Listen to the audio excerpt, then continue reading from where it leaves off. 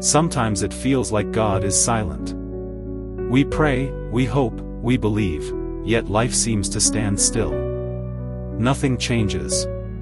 It's as if a seed has been planted deep in the soil, lying there for weeks, months, showing no signs of life. But maybe it's simply waiting for its time. Today I'll tell you the story of a man who discovered that even God's silence is not emptiness, but waiting.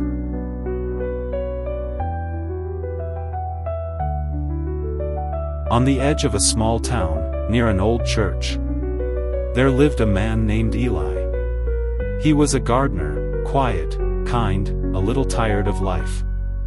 Every morning he came before dawn, while the city still slept and only the faintest light touched the sky. He watered the flowers, trimmed the trees, tended the grass. His hands knew the language of the earth better than words.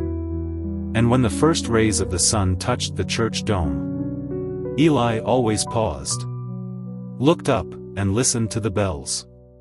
Their sound was like breathing. Steady, calm, eternal. But behind that peace hid a wound. A few years earlier, he had lost his son. The boy was still young. And illness came suddenly, like a storm on a clear day. Eli never had time to understand, or to change anything. After the funeral, he couldn't step inside the church for a long time. He didn't argue with God, didn't accuse or demand an answer. He simply fell silent, as if a well inside him had dried up. And with it, his faith. Still, he came to work. He tended the gardens, planted new flowers and watered them. Not for beauty, but as if trying to bring life back to where it had died. One day the priest brought him a small cloth bag. Inside were old seeds, covered in dust. "Try planting them near the bell tower," the priest said. "I'm not sure they'll grow, but they say their flowers are special." Eli took the seeds but smiled bitterly inside. He knew the soil near the bell tower was stony, hardly touched by rain. Still, he planted them. He made small furrows, buried the seeds, and whispered softly, "If you can, grow." Weeks passed. The sun burned fiercely. The ground cracked like dry clay. Not a single sprout appeared. Every day Eli came, watering and loosening the soil. And each day his hope faded a little more. Sometimes he sat by the church wall, looking at the barren earth and thinking, "That's me, planted, but not alive." One morning the priest approached him. He watched silently for a while, then asked softly, "You still water them, Eli?" "Why?" Eli shrugged. "Just in case, maybe something will grow." The priest smiled. "That's how God waters us too, even when we don't grow. Sometimes, the seeds just need more time."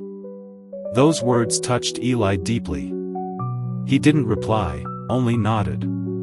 And from that day, he stopped expecting results.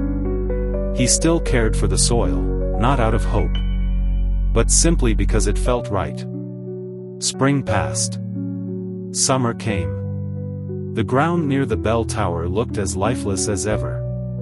Then one morning, after a long night of rain, Eli came to check the flower beds, and froze. From a crack between the stones, a tiny green sprout was reaching upward. Just one. Fragile, trembling, but alive. He knelt down, touched the small leaf, and felt his hands begin to shake. Tears filled his eyes. He didn't know if he was crying from joy, or from sorrow. Every day after that, Eli came to see the sprout. He spoke to it softly, shielded it from the wind, watered it carefully, as if it were his child returned home. Weeks passed. And soon, more sprouts appeared. Then more.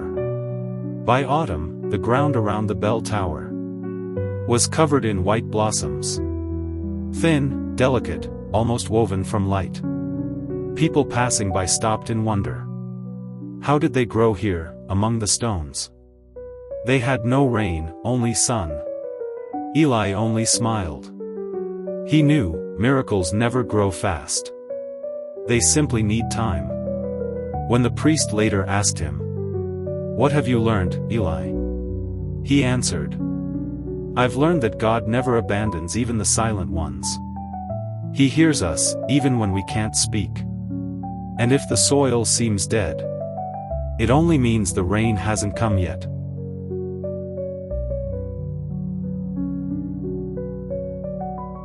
Sometimes we want God to act quickly, to answer right away, to perform a miracle at our first cry.